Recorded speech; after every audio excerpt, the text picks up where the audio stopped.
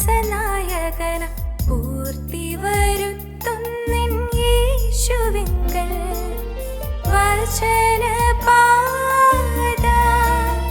വചനപാത വചനപാത.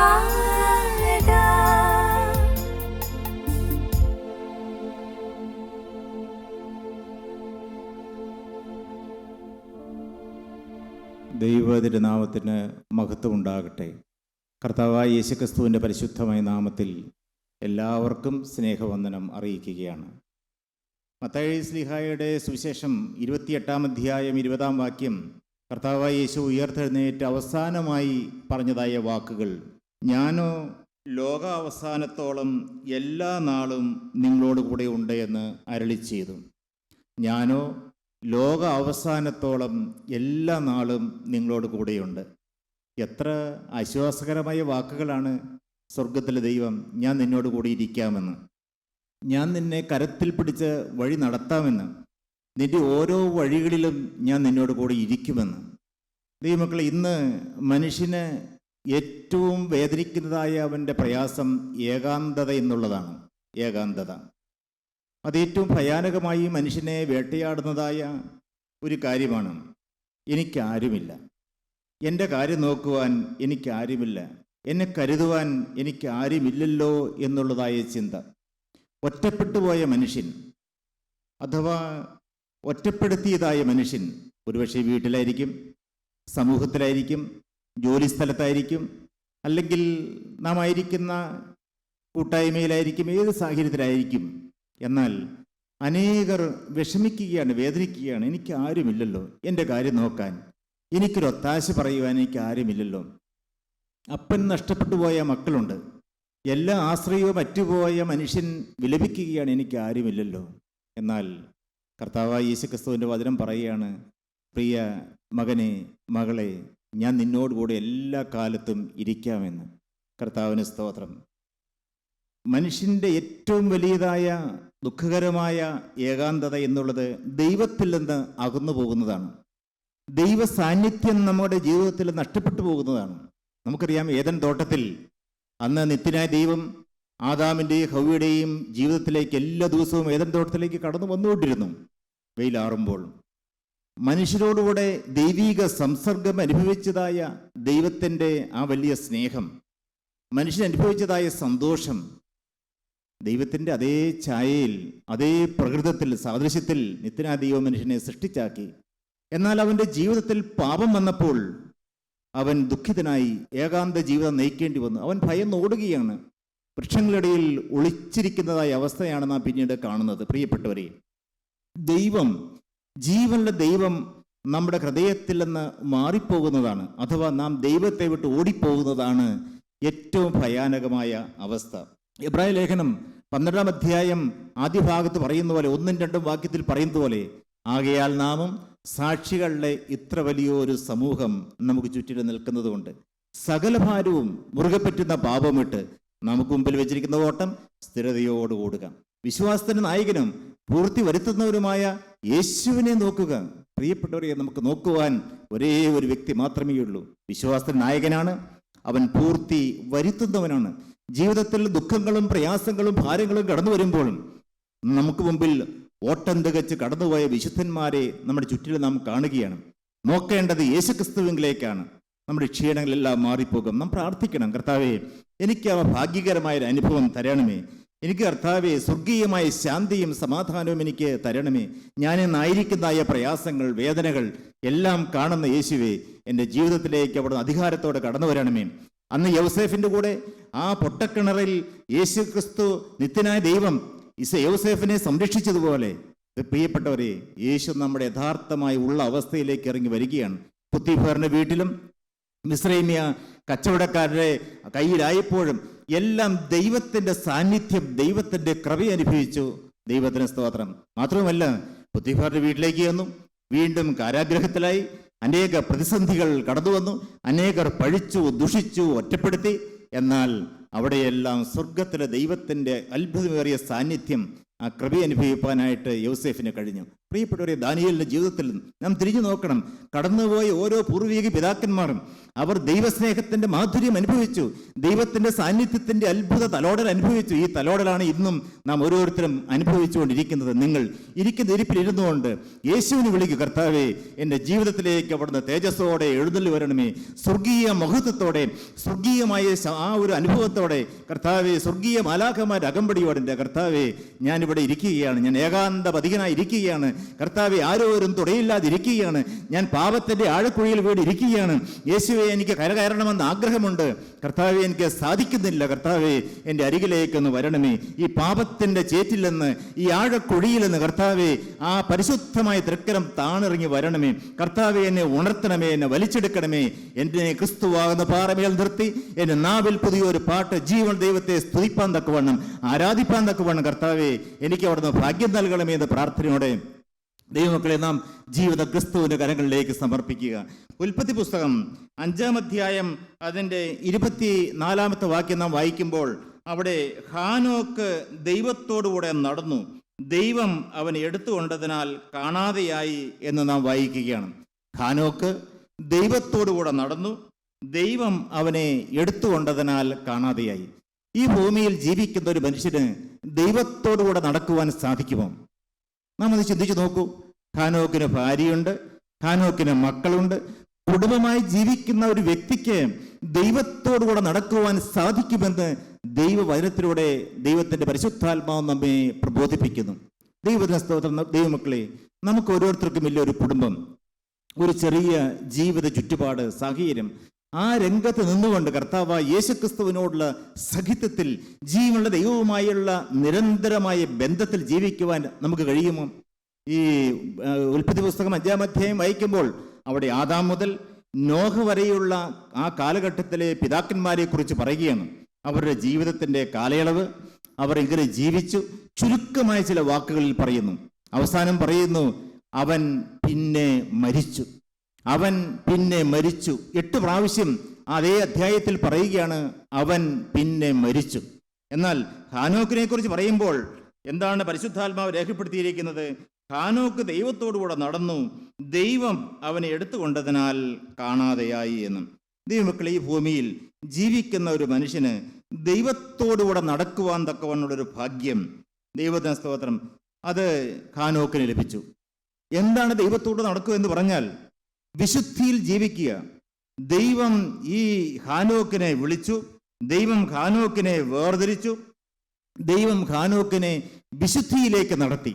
ദൈവത്തിന് സ്തോത്രം. വക്രതയും കോട്ടവും പാപവും തിന്മയും നിറഞ്ഞിരിക്കുന്ന ഈ ലോകത്തിൽ ഒരാൾ യേശുക്രിസ്തുവിനോട്, ജീവനുള്ള ദൈവത്തോട് പ്രാർത്ഥിക്കുകയാണ്, കർത്താവേ, എനിക്കൊരു വിശുദ്ധനായി തീരുവാനുള്ള ഭാഗ്യം. 1 പത്രോസ് 1-ാം അധ്യായം 14-ാം വാക്യത്തിൽ ഇപ്രകാരം പറയുന്നു, പണ്ട് നിങ്ങളുടെ അജ്ഞാനകാലത്ത് ഉണ്ടായിരുന്ന മോഹങ്ങളെ മാതൃകയാക്കാതെ നിങ്ങളെ വിളിച്ച വിശുദ്ധനൊത്തവണ്ണം അനുസരണമുള്ള മക്കളായി എല്ലാ നടപ്പിലും വിശുദ്ധരാകുവീൻ. ഞാൻ വിശുദ്ധനാകയാൽ നിങ്ങളും വിശുദ്ധരായിരിപ്പീൻ. ദൈവത്തിൻ്റെ കൽപ്പനയാണ്, ദൈവത്തിൻ്റെ വചനമാണ്. ഞാൻ വിശുദ്ധനായിരിക്കുന്നത് പോലെ നിങ്ങളും വിശുദ്ധരായിരിപ്പീൻ. നിങ്ങൾക്കൊരു കാലം ഉണ്ടായിരുന്നു, ഒരു കഴിഞ്ഞ കാലം. അതെപ്രകാരമായിരുന്നു. നിങ്ങൾക്ക് നിങ്ങളുടെ അജ്ഞാനകാലത്ത് ഉണ്ടായിരുന്നതായ മോഹങ്ങളെ മാതൃകയാക്കാതെ. പണ്ട് പാപത്തിൽ ജീവിച്ചു, അഴുക്കിലും അരുതാത്ത വഴികളിൽ കൂടെയെല്ലാം ജീവിച്ചു. എന്നാൽ അതിനെയൊന്നും മാതൃകയാക്കാതെ അതെല്ലാം തള്ളി ഇന്നൊരു പുതിയ ജീവിതം നയിക്കുവാൻ നിങ്ങൾക്ക് മനസ്സുണ്ടോ? കർത്താവിന് സ്തോത്രം. അങ്ങനെ ജീവിച്ചാൽ നിങ്ങളെ മാത്രവുമല്ല, നിങ്ങളെ വിളിച്ച വിശുദ്ധനൊത്തവണ്ണം. നമ്മളെ ആര് വിളിച്ചു? സ്വർഗത്തിലെ ഉടയവൻ വിളിച്ചു. നിത്യപരിശുദ്ധനായ തേജോമയനായ ദൈവമാണെന്ന് ഓരോരുത്തരെയും വിളിച്ചത് യുഗങ്ങൾക്ക് മുമ്പേ. ഞാൻ എൻ്റെ അമ്മയുടെ ഗർഭപാത്രത്തിൽ ഉരുവാകുന്നതിന് മുമ്പേ പോരാ, ലോകസ്ഥാപനത്തിന് മുമ്പേ എന്നെ കണ്ടു, എന്നെ വിളിച്ചു, വേർതിരിച്ചു. തൻ്റെ പദ്ധതിക്ക് വേണ്ടി നിത്യനായ ദൈവം എന്നെ നിയമിച്ചാക്കി. ദൈവമക്കളെ, നാം എത്രയോ ഭാഗ്യശാലികളാണ്. നമ്മെ വിളിച്ച വിശുദ്ധന് ഒത്തവണ്ണം. ദൈവത്തിന് സ്തോത്രം. എല്ലാ നടപ്പിലും വിശുദ്ധരാകണം, എല്ലാ നടപ്പിലും, ജീവിതത്തിൻ്റെ ഓരോരോ ചുവടിലും. സങ്കീർത്തനം 1-ാം സങ്കീർത്തനം 1-ാം വാക്യത്തിൽ പ്രകാരം പറയുകയാണ്, ദുഷ്ടന്മാരുടെ ആലോചന പ്രകാരം നടക്കാതെയും പാപികളുടെ വഴിയിൽ നിൽക്കാതെയും പരിഹാസികൾ ഇരിപ്പിടത്തിൽ ഇരിക്കാതെയും യഹോവയുടെ ന്യായപ്രമാണത്തിൽ സന്തോഷിച്ച് അവൻ്റെ ന്യായപ്രമാണത്തെ രാപ്പകൽ ധ്യാനിക്കുന്നവൻ ഭാഗ്യവാൻ. ദൈവത്തിൻ്റെ വചനത്തിൽ ധ്യാനിച്ച് വചനപ്രകാരം ജീവിക്കുന്ന മനുഷ്യൻ അവനത്രയും ഭാഗ്യവാൻ. ദൈവത്തിന് സ്തോത്രം. നിത്യനായ ദൈവം നമുക്ക് തരുന്നു, വചനം തരുന്നു. വചനപ്രകാരം ജീവിക്കാൻ ഇടയായി തീരുന്നതാണ് ഏറ്റവും വലിയതായ സൗഭാഗ്യം. അപ്പോസ്തലനായ പൗലോസ് ഫിലിപ്പിയ സഭയ്ക്ക് ലേഖനം എഴുതുമ്പോൾ 2-ാം അധ്യായം അതിൻ്റെ 5-ാം വാക്യം ഇങ്ങനെ പറയുന്നു. 5-6 മുതൽ ഉള്ള വാക്യങ്ങൾ വായിക്കുമ്പോൾ ഇപ്രകാരം: ക്രിസ്തുവേശുവിലുള്ള ഭാവം തന്നെ നിങ്ങളിൽ ഉണ്ടായിരിക്കട്ടെ. ക്രിസ്തുവിൻ്റെ ഭാവം. യേശു എങ്ങനെ നടന്നു അതുപോലെ നടക്കാൻ തക്കവണ്ണം ദൈവം നമ്മെ ഓരോ ദിവസവും കരത്തിൽ പിടിച്ച് നടത്തുകയാണ്. ദൈവത്തിന് സ്തോത്രം. അവൻ ദൈവരൂപത്തിലിരിക്കെ ദൈവത്തോടുള്ള സമത്വം മുറുകെ പിടിച്ചുകൊള്ളണമെന്നും വിചാരിക്കാതെ ദാസരൂപമെടുത്തു. എത്ര അത്ഭുതമേറിയ അനുഭവമാണ്. ദൈവത്തോട് സമനായ കർത്താവായ യേശു, തൃത്വത്തിൽ രണ്ടാമനായ യേശു ക്രിസ്തു, ആ സമത്വം മുറുകെ പിടിച്ചുകൊള്ളണം എന്ന് വിചാരിക്കാതെ ദാസരൂപമെടുത്തു. മനുഷ്യ സാദൃശ്യത്തിലായി. മാത്രവുമല്ല, തന്നെത്താൻ ഒഴിച്ചു, വേഷത്തിൽ മനുഷ്യനായി വിളങ്ങി തന്നെത്താൻ താഴ്ത്തി മരണത്തോളം, ക്രൂശിലെ മരണത്തോളം അനുസരണമുള്ളവനായി തീർന്നു. ദൈവത്തിന് സ്തോത്രം. ക്രൂശിലെ മരണത്തോളം അനുസരണമുള്ളവനായ യേശു നമുക്ക് വേണ്ടി, പാപികളായ നമുക്ക് വേണ്ടി സ്വർഗസിംഹാസനത്തിൽ കർത്താവായ യേശു പറഞ്ഞു, ഞാൻ ഇരിക്കുന്നിടത്ത് നിങ്ങളെ ഇരുത്തേണ്ടതിന് പിന്നെയും വന്ന് ഞാൻ നിങ്ങളെ ചേർത്തുകൊള്ളുമെന്ന് നമ്മുടെ പിതാക്കന്മാർ പാടി. തൻ സാമ്യം നാം പൂണ്ടിടുവാൻ നമ്മുടെ സാമ്യം അവൻ പൂണ്ടു, നമ്മെ തൻ പിതൃസുതരാക്കി പാവന റൂഹായോടു ചേർപ്പാൻ മാനവരൂപം സ്വയമേറ്റു. യേശുക്രിസ്തു മനുഷ്യരൂപത്തിലേക്ക് ഈ ഭൂമിയിലേക്ക് അവതരിച്ചു. എന്തിനു വേണ്ടി? ആർക്കു വേണ്ടി? പ്രിയരെ, നാം ചിന്തിക്കണം. പാപത്തിൻ്റെ ആഴക്കുഴിയിൽ കടന്നതായ നമ്മെ ഓരോരുത്തരെയും വെടിവെപ്പാൻ സ്വർഗത്തിലെ ദൈവം നമ്മോട് കാണിച്ചതായ സ്നേഹം. ദൈവത്തിന് സ്തോത്രം. ഹാനോക്ക് ദൈവത്തോടു കൂടെ നടന്നു. സ്നേഹത്തിൽ നടക്കുക, വിശുദ്ധിയിൽ നടക്കുക, നാം വിശുദ്ധരായി തീരുക. കർത്താവിന് സ്തോത്രം. യൂദായുടെ ലേഖനം 1 അധ്യായമേ ഉള്ളൂ. അതിൻ്റെ 14-15 വാക്യങ്ങൾ പ്രകാരം: ആദാം മുതൽ 7-ാമനായ ഹാനോക്കും ഇവരെക്കുറിച്ച്, ഇതാ കർത്താവ് എല്ലാവരെയും വിധിപ്പാനും അവർ അഭക്തിയോടെ ചെയ്ത ഭക്തിവിരുദ്ധമായ സകല പ്രവൃത്തികൾ നിമിത്തം ഭക്തികെട്ട പാപികൾ തൻ്റെ നേരെ പറഞ്ഞ സകല നിഷ്ഠൂരങ്ങളും നിമിത്തവും ഭക്തികെട്ടവരൊക്കെയും ബോധം വരുത്തുവാനും 1000 വിശുദ്ധന്മാരോടുകൂടെ വന്നിരിക്കുന്നു എന്ന് പ്രവചിച്ചു. ഹാനോക്ക് പ്രവചിച്ചു. ഒന്ന്, ഹാനോക്ക് ദൈവത്തോടെ നടന്നു, ഒരു വിശുദ്ധനായി ഈ ഭൂമിയിൽ നടന്നു. ദൈവത്തിന് സ്തോത്രം. ഇവിടെ നാം വചനത്തിൽ വായിച്ചു, ഹാനോക്ക് പ്രവചിച്ചു. നിത്യനായ ദൈവത്തിൻ്റെ വചനം കിട്ടിയ വ്യക്തിയാണ് ആര്? ഹാനോക്ക്. ഹാനോക്കിൻ്റെ പ്രവചനം എന്താണ്? യേശുക്രിസ്തുവിൻ്റെ വീണ്ടും വരവിനെക്കുറിച്ച് നൂറ്റാണ്ടുകൾക്ക് മുമ്പ് പ്രവചിക്കുവാൻ ഈ ഹാനോക്കിന് ഭാഗ്യം കിട്ടി.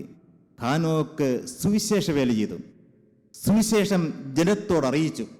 തൊട്ടു മുമ്പ് വാക്യങ്ങൾ വായിക്കുമ്പോൾ നാം കാണുന്നുണ്ട്, സദാകാലത്തേക്കും അന്ധതമസ് സൂക്ഷിച്ചു വച്ചിരിക്കുന്ന വക്രഗതിയുള്ള നക്ഷത്രങ്ങൾ ഒരു കാലത്ത് നല്ല നക്ഷത്രങ്ങളെപ്പോലെ ശോഭിച്ചുകൊണ്ടിരുന്ന അനുഗ്രഹീതരായ ദൈവമക്കൾ, എന്നാൽ ഇന്നവർ എങ്ങനെയായി തീർന്നിരിക്കുന്നു? അവർ വക്രഗതിയുള്ള നക്ഷത്രങ്ങളായി തീർന്നിരിക്കുന്നു. സദാകാലത്തേക്കും അന്ധതമസ് സൂക്ഷിച്ചു വച്ചിരിക്കുന്ന കൂരിലിട്ട് ബാധിച്ച മനുഷ്യ ജീവിതങ്ങൾ. ഇന്ന് ജനത്തെ നയിച്ചുകൊണ്ടിരിക്കുന്ന അനേക ആളുകൾ അന്ധകാരത്തിലേക്ക് പോയിക്കൊണ്ടിരിക്കുകയാണ്. ജനം തന്മൂലം പാപത്തിലേക്കും കൂരിരുട്ടിലേക്കും കടന്നുപോയിക്കൊണ്ടിരിക്കുന്ന ഭയാനകമായ ദുരന്തം നമ്മുടെ സമൂഹത്തിൽ നാം കാണുകയാണ്.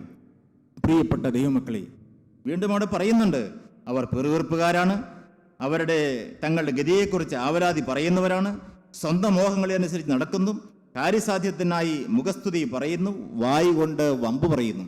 എന്നാൽ ഈ ജനമധ്യയെ നിന്നുകൊണ്ട്, ഒരു വിശുദ്ധനായി നിന്നുകൊണ്ട്, ക്രിസ്തുവിൻ്റെ നിർമ്മല സുവിശേഷം, പാപത്തെക്കുറിച്ചും നീതിയെക്കുറിച്ചും ന്യായവിധിയെക്കുറിച്ചും ബോധം വരുത്തുന്ന പരിശുദ്ധാത്മാവിൻ്റെ വചനം ലോകത്തിന് പകർന്നു കൊടുക്കുവാൻ സ്വർഗത്തിൽ ദൈവം നമ്മെ വിളിച്ചിരിക്കുകയാണ്. ദൈവത്തിന് സ്തോത്രം. ദൈവമക്കളെ, നാം ഭാഗ്യശാലികളാണ്. നാം ക്രിസ്തുയേശുവിൻ്റെ രക്തത്താൽ വീണ്ടെടുക്കപ്പെട്ട ദൈവ മക്കളായി നാം ഈ ഭൂമിയിൽ ജീവിക്കണം. എബ്രായ ലേഖനം 11-ാം അധ്യായം അതിൻ്റെ 5-ാം വാക്യത്തിൽ ഹാനോക്കിനെ കുറിച്ച് പറയുന്നുണ്ട്. എന്നാൽ ഹാനോക്ക് വിശ്വാസത്താൽ ഹാനോക്ക് മരണം കാണാതെ എടുക്കപ്പെട്ടു.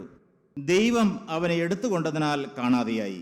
അവൻ ദൈവത്തെ പ്രസാദിപ്പിച്ചു എന്ന് അവൻ എടുക്കപ്പെട്ടതിനു മുമ്പേ സാക്ഷ്യം പ്രാപിച്ചു. ഹാനോക്ക് വിശ്വാസികളുടെ പട്ടികയിലേക്ക് വന്നു, വിശ്വാസ വീരനായി തീർന്നു.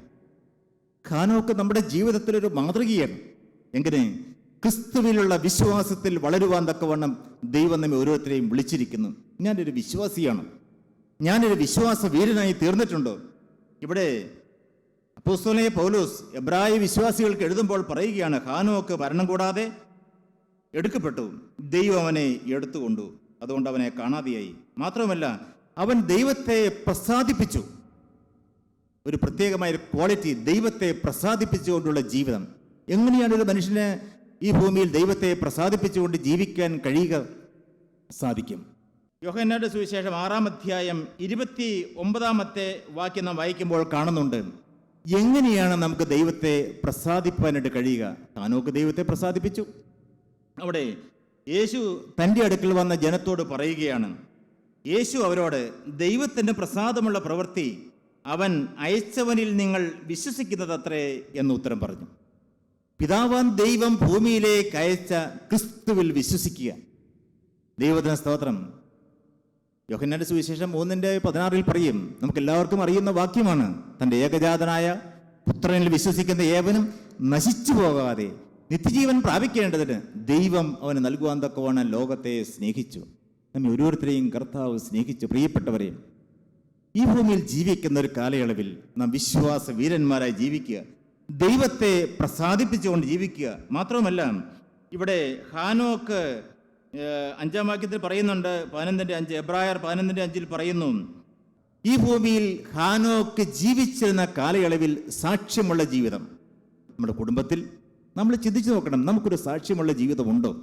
നമ്മുടെ കുടുംബജീവിതത്തിൽ, വ്യക്തിപരമായ നമ്മുടെ ഓരോരോ കാര്യങ്ങളിൽ, നമ്മളായിരിക്കുന്നതായ ജോലിസ്ഥലത്ത്, ഏത് രംഗത്തും, നമ്മുടെ പ്രൊഫഷണൽ ലൈഫ് അല്ലെങ്കിൽ കൃഷിയിടങ്ങളിൽ, ഏത് രംഗത്തായി ആയാലും, ബിസിനസ്സിൽ ആയിക്കൊള്ളട്ടെ, ഏത് അവസ്ഥയിലായാലും ഒരു സാക്ഷ്യമുള്ള ജീവിതം, യേശുക്രിസ്തുവിനെ പ്രസാദിപ്പിച്ചുകൊണ്ട് ജീവിതം നയിക്കാൻ നമുക്ക് കഴിയുന്നുണ്ടോ? പ്രിയപ്പെട്ടവർ, ഇത് ഭാഗ്യകരമായ അനുഭവമാണ്. മാത്രമല്ല ഇവിടെ കർത്താവായ യേശുക്രിസ്തുവിൻ്റെ വചനം പറയുന്നു, ഈ ഹാനോക്ക് എടുക്കപ്പെട്ടു, മരണം കാണാതെ എടുക്കപ്പെട്ടു. കർത്താവായ യേശുക്രിസ്തുവിൻ്റെ വചനം പറയുന്നു, യോഹന്നാന്റെ സുവിശേഷം 11-ാം അധ്യായം 25-ാം വാക്യം പറയുന്നു, ഞാൻ തന്നെ പുനരുത്ഥാനവും ജീവനുമാകുന്നു, എന്നിൽ വിശ്വസിക്കുന്നവൻ മരിച്ചാലും ജീവിക്കും. പ്രിയപ്പെട്ടവരെ, നമുക്ക് ഈ ഭൂമിയിൽ ചെറിയൊരു ആയുഷ്കാലം കർത്താവ് നമുക്ക് നൽകിയിട്ടുണ്ട്.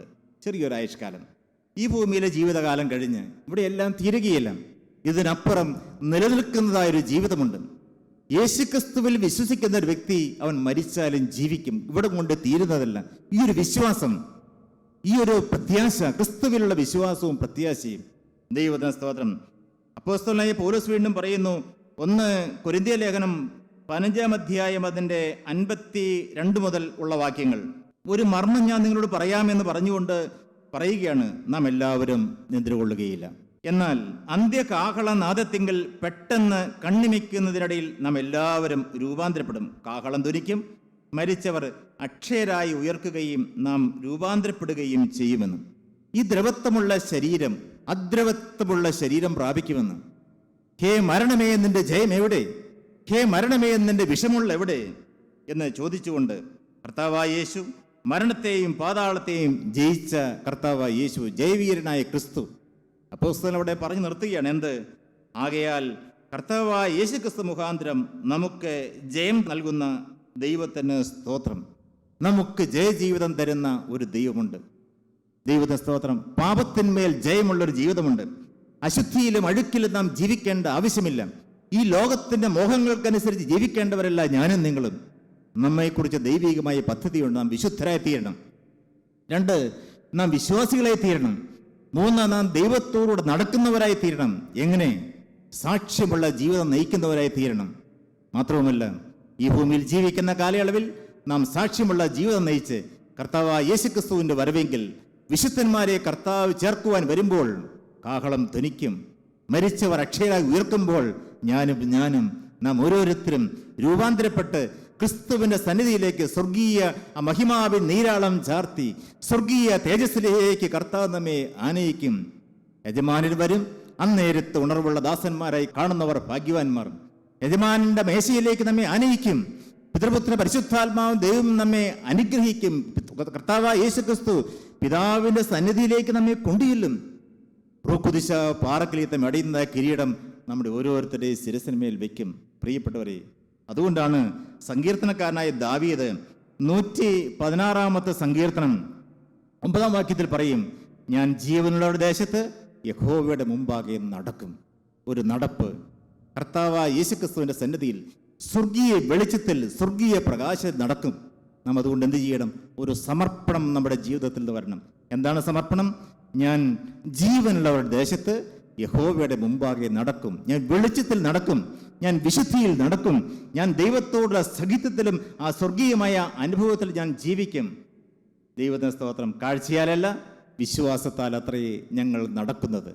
അപ്പോസ്തലനായ പൗലോസ് പറയും, ഞങ്ങൾ കാഴ്ചയാലല്ല, വിശ്വാസത്തിന്റെ നടപ്പ്, ക്രിസ്തുവിന്റെ അതേ പാതയിൽ കൂടെയുള്ള യാത്ര.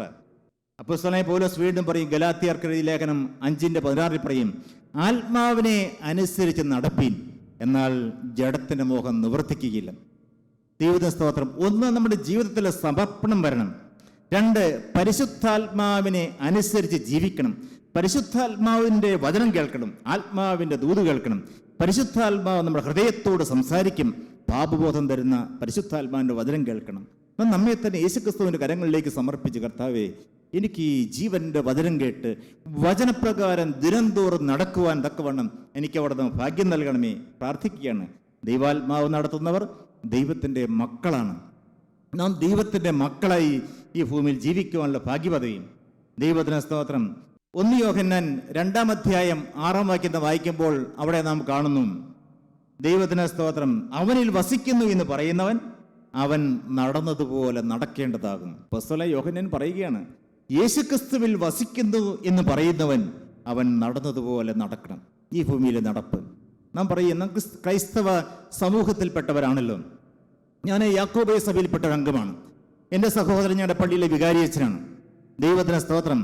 യേശുക്രിസ്തു നടന്നുപോയ വഴി അത് വിശുദ്ധിയുടെ വഴിയാണ്. അത് ക്രൂശിൻ്റെ വഴിയാണ്. അത് ജീവന്റെ വഴിയാണ്. ഞാൻ തൻ്റെ വഴിയും സത്യവും ജീവനെന്നും അരുളി ചെയ്ത ക്രിസ്തു പോയ പരിശുദ്ധമായ വഴിയിൽ കൂടെ, നമ്മുടെ സഭയിലെ പിതാക്കന്മാർ പോയ ജീവന്റെ മാർഗത്തിൽ കൂടെ നടക്കുവാൻ സ്വർഗത്തിന് ദൈവം നമ്മെ വിളിച്ചിരിക്കുകയാണ്. ദൈവത്തിന് സ്തോത്രം. ദൈവമക്കൾ, ഞാൻ ചിന്തിച്ചു, കർത്താവെ, ഞാൻ 33-ാമത്തെ വയസ്സിൽ ഞാൻ ഈ ജീവന്റെ വചനം സുവിശേഷം കേൾക്കുവാൻ ഇടയായി തീർന്നു. കഴിഞ്ഞ 25 വർഷങ്ങൾക്ക് മുൻപ് എൻ്റെ കരത്തിൽ ഒരുത്തൻ പിടിച്ചു എന്നുള്ള ഉറപ്പെനിക്ക് ലഭിച്ചു. ഞാൻ എൻ്റെ പാപ വഴികളോട് യാത്ര പറഞ്ഞു. കർത്താവെ, എനിക്കൊരു ആഗ്രഹമുണ്ട്, എനിക്കൊരു കൊതിയുണ്ട്. ഈ ഭൂമിയിൽ ജീവിക്കുന്ന കാലയളവിൽ എനിക്കൊരു വിശുദ്ധനായി ജീവിക്കണം. എൻ്റെ യേശുവിനെ പ്രസാദിപ്പിച്ചുകൊണ്ട് വിശ്വാസവീരനായി എനിക്ക് ജീവിക്കണം. പോരാ, എനിക്ക് യേശുവിൻ്റെ സുവിശേഷ വേല ചെയ്യണം. യേശു നടന്നതുപോലെ നടക്കണം. പ്രിയപ്പെട്ടവർ, അതെൻ്റെ ജീവിതത്തിൻ്റെ സ്വപ്നമാണ്. ആ അവസ്ഥയിലേക്ക് എന്നെ എത്തിയിട്ടില്ല. എൻ്റെ ഹൃദയത്തിൽ വലിയ ദാഹമുണ്ട്. കർത്താവേ, യേശു നടന്നതുപോലെ, യേശു ജീവിച്ചതുപോലെ, യേശു സംസാരിച്ചതുപോലെ, യേശുക്രിസ്തുവിൻ്റെ ഭാവമുള്ള മനുഷ്യനായി ഈ ഭൂമിയിൽ ജീവിക്കുവാൻ കർത്താവേ അവിടുന്ന് എനിക്ക് ഭാഗ്യം തരികയില്ലേ? കർത്താവിന് സ്തോത്രം. പത്രോസ്ലീഹയുടെ 1-ാമത്തെ ലേഖനം 2-ാം അധ്യായം 21 മുതൽ ഉള്ള വാക്യങ്ങൾ വായിക്കുമ്പോൾ നാം ഇപ്രകാരം കാണുന്നുണ്ട്, ക്രിസ്തു നിങ്ങൾക്ക് വേണ്ടി കഷ്ടമനുഭവിച്ചു, നിങ്ങൾ അവൻ്റെ കാൽച്ചുവട് പിന്തുടരുവാൻ ഒരു മാതൃക വെച്ചേച്ചു പോയിരിക്കുന്നു. പ്രിയപ്പെട്ടവരെ, ദൈവം നമുക്കൊരു കാൽച്ചുവട് പിന്തുടരുവാൻ തക്കവണ്ണം മാതൃക വെച്ച് പോയിരിക്കുകയാണ്. യേശു നമുക്കൊരു മാതൃക കാണിച്ചു തന്നു. എന്താണ് മാതൃക? 1, അവൻ പാപം ചെയ്തിട്ടില്ല. യേശുക്രിസ്തു പാപം ചെയ്യാതെ ഈ ഭൂമിയിൽ ജീവിച്ചു. പാപമില്ലാത്തവനായി ജീവിച്ചു. നമുക്ക് കാണിച്ചു തന്ന മാതൃക കറപറ്റാത്ത ജീവിതം, പാപത്തിൻ്റെ ആ ഒരു കണിക പറ്റാത്ത ജീവിതം. 2, അവൻ പാപം ചെയ്തിട്ടില്ല. അവൻ്റെ വായിൽ വഞ്ചനയൊന്നും ഉണ്ടായിരുന്നില്ല. തന്നെ ശകാരിച്ചിട്ട് പകരം ശകാരിക്കാതെയും കഷ്ടമനുഭവിച്ചിട്ട് ഭീഷണം പറയാതെയും ന്യായമായി വിധിക്കുന്നവെങ്കിൽ കാര്യം പരമേൽപ്പിക്കുക അത്രേ ചെയ്തത്. ക്രിസ്തുവിൽ പരമേൽപ്പിച്ചുള്ള ജീവിതം. ആരോടും പരാതിയില്ല, പരിഭവമില്ല. എതിർത്തവരോടും പരിഹസിച്ചവരോടും പുറത്ത് ലജ്ജാകരമായ വാക്കുകൾ പറഞ്ഞ് അനേകമായ ഭീഷണി വാക്കുകൾ പറഞ്ഞവരോടും ആരോടും പരാതിയില്ല, ആരോടും പരിഭവമില്ല. എല്ലാവരെയും സ്നേഹിക്കുവാൻ തക്കവണ്ണം കർത്താവ് നമ്മെ പഠിപ്പിച്ചു. കർത്താവ് നമുക്ക് കാണിച്ചു തന്നിരിക്കുന്ന മാതൃക. മറ്റൊരു മാതൃകയുണ്ട്. മത്തായിയുടെ സുവിശേഷം 11-ാം അധ്യായം 28-29 വാക്യം. അവിടെ കർത്താവ് പറയുകയാണ്, അധ്വാനിക്കുന്നവരും ഭാരം ചുമക്കുന്നവരുമായുള്ളവരെ എല്ലാവരും എൻ്റെ അടുക്കൽ വരുവീൻ, ഞാൻ നിങ്ങളെ ആശ്വസിപ്പിക്കും. അത് പറഞ്ഞിട്ട് കർത്താവ് പറയുകയാണ്, ഞാൻ സൗമ്യതയും താഴ്മയും ഉള്ളവനാകിയാൽ എൻ്റെ നുകം ഏറ്റുകൊണ്ട് എന്നോട് പഠിപ്പീൻ, എന്നാൽ നിങ്ങളുടെ ആത്മാക്കൾക്ക് ആശ്വാസം ലഭിക്കും. യേശു നുകമേറ്റു. ഏതാണ് നുകം? ക്രൂശാകുന്ന നുകം. അതേറ്റുകൊണ്ട് ഗോകുൽത്തായിലേക്ക് നടകൊണ്ടു. കർത്താവായ യേശു ക്രൂശിക്കപ്പെട്ടു. ദൈവമക്കളെ, നമുക്കും കർത്താവ് ഒരു മാതൃക. അത് ക്രൂശിൻ്റെ വഴിയാണ്, അത് വിശുദ്ധിയുടെ വഴിയാണ്. ലോകം നമ്മളെ പകയ്ക്കും, ലോകം നമ്മളെ തള്ളിക്കളയും. എന്നാൽ കറപറ്റാത്ത ജീവിതത്തിൻ്റെ ഉടമയായി ഈ ഭൂമിയിൽ ജീവിക്കാനിടയായി തീരുക. ഒരു ദിവസം ആരെല്ലാം പകച്ചാലും സ്വർഗം നമ്മെ മാനിക്കുന്നതായ ദിവസം, ആ സ്വർഗീയ സന്തോഷത്തിലേക്ക് ദൈവം നമ്മെ ആനയിക്കുന്നതായ ദിവസം, കർത്താവ് നമ്മെ വാരി പുണരുന്നതായ സമയം, അന്ന് മൂപ്പന്മാർ കിരീടം വെച്ച് ആരാധിക്കുന്ന മഹാപരിശുദ്ധനായ തേജോമനായ ക്രിസ്തുവിനെ ആരാധിക്കുന്നതായ സമയം നമ്മെല്ലാവരും ആർത്തുപാടി സ്തുതിക്കും. ഹല്ലേലൂയ. സ്തുതിഗീതങ്ങളോടെ ജീവനുള്ള ദൈവത്തെ മഹത്വപ്പെടുത്തുവാൻ തക്കവണ്ണം കർത്താവ് നമ്മെ ക്ഷണിക്കുകയാണ്. ഞാൻ എൻ്റെ വാക്കുകൾ അവസാനിപ്പിക്കുമ്പോൾ നിങ്ങളോട് ചോദിക്കട്ടെ, പ്രിയരെ, ഹാനോക്ക് ദൈവത്തോടുകൂടെ നടന്നതുപോലെ ഈ തലമുറയിൽ നമ്മെയും കർത്താവ് ക്ഷണിക്കുകയാണ്. കർത്താവെ, നിങ്ങൾ പ്രാർത്ഥിക്കണം, ജീവിതം ക്രിസ്തുവിൻ്റെ കരങ്ങളിലേക്ക് സമർപ്പിക്കണം. കർത്താവെ, എനിക്കൊരു വിശുദ്ധനായി തലമുറയിൽ ജീവിക്കണം. പോരെ, എനിക്കൊരു വിശ്വാസിയായി ജീവിക്കണം. എനിക്കൊരു സാക്ഷ്യമുള്ള ജീവിതം എനിക്ക് ഈ ഭൂമിയിൽ വെച്ച് പ്രാപിക്കണം.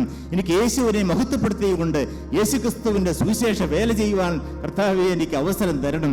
ഞാൻ യേശുവിൻ്റെ സാക്ഷിയായി ജീവിക്കും. കർത്താവെ, എൻ്റെ രണ്ടാമത്തെ വരവരെ എന്നെ അവിടുത്തെ രക്തത്തിൽ കാത്തു സൂക്ഷിക്കണമേ. എൻ്റെ മരണമാണോ കർത്താവ് യേശു ക്രിസ്തുവിൻ്റെ രണ്ടാമത്തെ വരവാണോ ആദ്യം സംഭവിക്കുന്നത്? കർത്താവെ, എനിക്ക് ഈ ഭൂമിയിൽ യേശുവിനോടുകൂടെ നടക്കുവാൻ, യേശുവിൻ്റെ സാന്നിധ്യം അനുഭവിച്ച് ജീവിപ്പാൻ ഭാഗ്യം തരണമേ. പ്രാർത്ഥിക്കാം. ജീവിതം ക്രിസ്തുവിൻ്റെ കരങ്ങളിലേക്ക് ഏൽപ്പിച്ചു കൊടുക്കാം.